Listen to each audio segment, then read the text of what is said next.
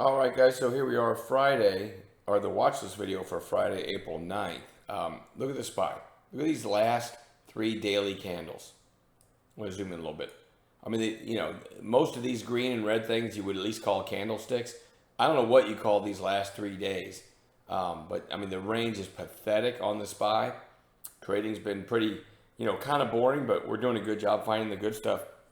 At the end of every day, I usually go back and look at my best trades, and then I'll put a few on the website, like as a highlight from today. Right? It's listed as the highlight page, not every trade I took, because I just try to show the highlights. Right? Try to highlight the real good ones, and I try to explain the reason for the setup, because every trade I take has generally 2 or 3 reasons. Right? Anyway, so today, money wise, I had my best day of the week. And so the day ends, and I'm thinking, oh, I can't wait to find a couple of these that I traded today, and show these great highlights, because I knew I had a really good day. I went back and looked at all my trades, and I literally had a lot of trades today, but none of them really gave 50 cents, 70 cents, 90 cents a share. You know what I mean? They were all 20, 30 cent at best scalps, but I had so many that they just, and I wasn't really paying attention to my P&L. But by the end of the day, they had a really nice day. I don't have any highlights for you though, because it was kind of a scalper's day, and really the last few days have been that way. As always, I'm playing defense, and I'm putting some money in my pocket when I can, tightening up the stop on the rest. But yeah, I've got nothing to really say, hey, look at this great setup from today, right? It was one of those days, but it just scalped my way through and ended up having enough of them to make for a very nice day. So let me type that again. IMMP going into the watch list for tomorrow. Nice little gap up and topped out at 365.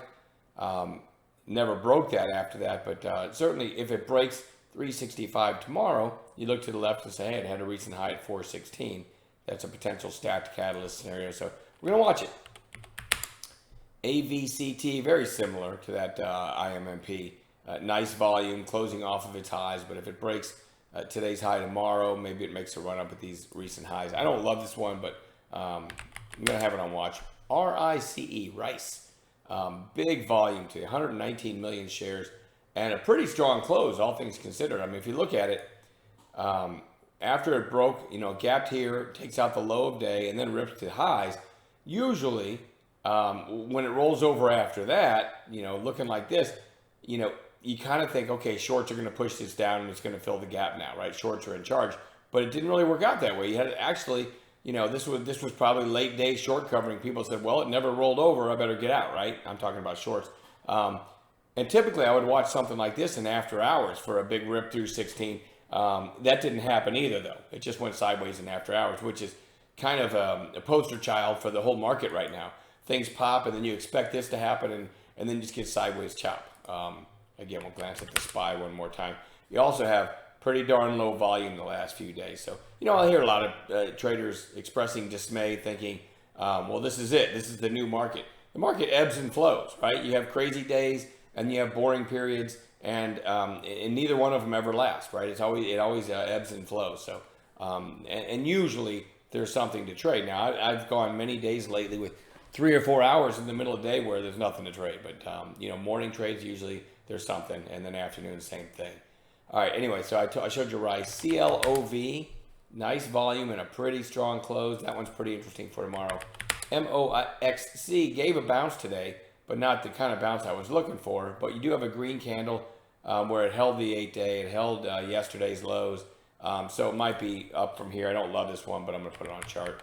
BLNK, nice break out of this week-long range today on decent volume. Just looking for a follow-through setup tomorrow.